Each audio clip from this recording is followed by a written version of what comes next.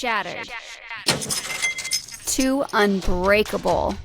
Listen here, sweet sister. Whether you think you have one little crack or you are shattered into a billion pieces, this podcast is going to give you the resources, tools, and skills to help piece yourself back together to form a beautiful, unique, solid, and unbreakable masterpiece. You are listening to Shattered to Unbreakable, the Reclaim Podcast. Let's talk. Hello, everyone. Welcome to another episode of Shattered to Unbreakable Shorts. This is your short for Thursday, and I am in my kitchen because y'all just saw on Tuesday we had an episode with Ann Kent, and it was so good that we had to make it a two-parter. So you just listened to part one.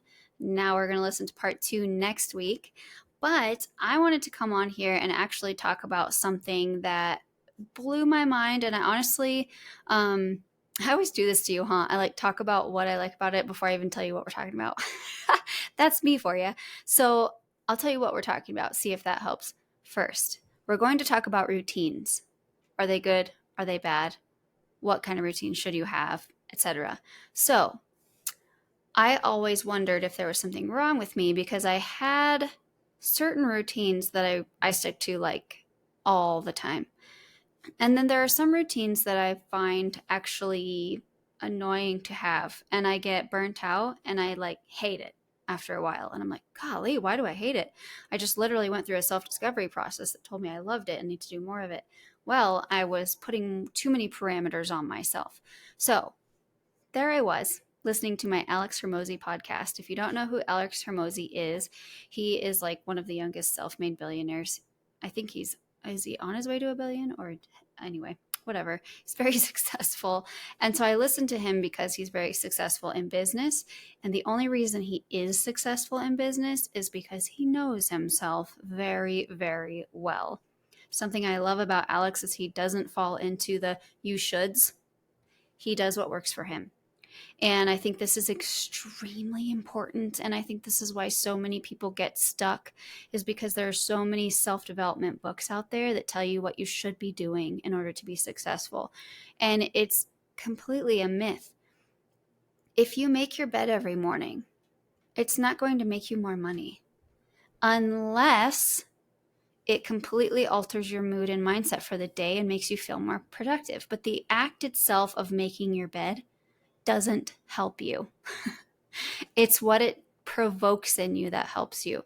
It's if it aligns with you, does it help you? So I want to be very clear. Alex used a really good story of this guy who was, going through all of these self-development podcasts and books and advice. And so his morning was 2 to 3 hours of these routines that the most successful people on earth do. And that's the cold plunge and working out and meditation. And there was a few other things that he said that are kind of trending right now. And so Alex said, well, what if you take that 3-hour routine and just throw it out the window and just start working in the morning for 3 hours instead? And apparently it changed his life. He's like, holy cow, I get so much done. And it's not that he feels less or more tired or energized or whatever. He feels better because he got more done. Some people don't get more done unless they do the cold plunge, and they actually love that part of their day. And it makes such a huge difference that the rest of their day, it changes the trajectory for the better. So what I'm trying to say is, if you have routines that align with you and they make you feel and perform better throughout the day, then do them. If they are just bogging you down and making you feel like you have another obligation or whatever these feelings that you may get, if they're icky feelings, just don't do those things. Who says that it's going to make you any better or worse other than your own self? And what I want you guys to always take away, and I think I've said this a million times, it's drilled into you, and you probably are like, yes, Brandi, we know. Take what works for you and leave the rest. All of these self-development books and strategies that are written are what worked for the author. That's why there are over 100,000 self-development books out there and more being written every single day and published every single day. It's because there's not one self-development book out there that helps everyone. There isn't. because it's different for every person. That book helped that author in their experience in their life become better because, and the reason they wrote the book about it is because there weren't any other books that fit them. So they made their own with their own path that they trudged and put together that helped them. That's what I'm saying you can do.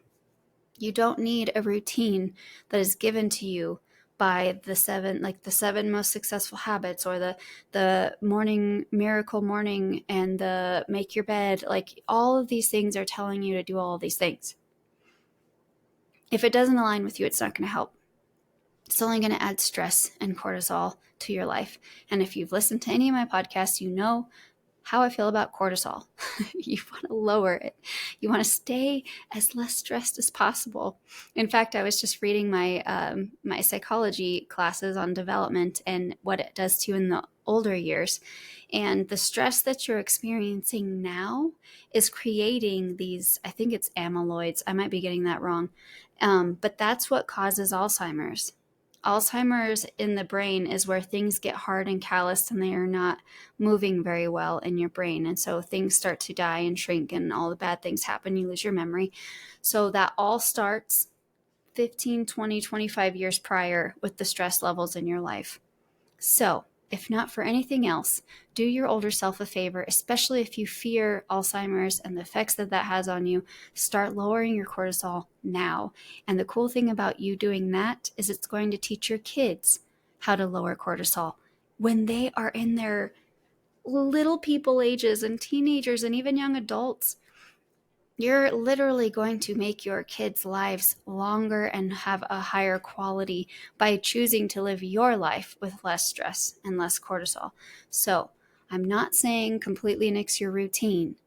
I'm saying really evaluate it. Look at your routine, see what's working for you and what isn't. For myself, I love starting my day with reading my missal, and I have a couple pages of a book that I read each morning, and I do my rosary. If I miss that, I just feel like, I don't feel guilty for missing it or anything. It's not like that, but it's just like man, I really would have liked to have started my day with God in prayer. I just really like that feeling. And I go about my day knowing that I started my day with my favorite person in the world. And so when I miss it, I don't like it. But I used to work out every morning, and I could barely get out of bed. I hated it so much. So I quit working out in the morning. I work out after work now, or right before bed. And people are like, oh, you can't work out right before bed. Well, physically, yes, I can. And I do. So, I sleep just fine. And so just do what works for you. That's my message for today. Don't let other people tell you your routine. Figure it out for yourself. If you need help, DM me. Let me know. I'm on Instagram, TikTok, Facebook, email, my website. So many ways to get a hold of me. But if you're like, Brandi, I don't know. What you said about routines really stuck with me, but I'm not sure how to alter mine to align with myself. I know exactly how to help you. So reach out. I love you all. I'm trying to keep this short. You know how I can just keep talking. But for your homework for this weekend, reevaluate the routines that you do every day. Find out, who are you doing it for? Why are you doing it? Where did you hear it from? Are you feeling pressured, or do you love to do it? What's the outcome you want? Is it causing you stress? All of these things. Let's evaluate this. Do a little brain dump, and then let me know how it goes. All right? I'll see you next Tuesday. Stay sparkly. Thanks for listening, you guys. I wanted to let you know our website has changed. Our new website is called thereclaimstrategy.com. I think it is so fitting. We also have a whole university full of free courses and downloads. So please go check that out. It's called the Reclaim University, or Reclaim You. I thought of it all by myself. So proud. And so hop on there and download some resources. Also, I would love for you to share this podcast. The more women we can get in front of, the more women we can save, and the more children we can affect. I love you guys. Stay sparkly. I'll see you next week.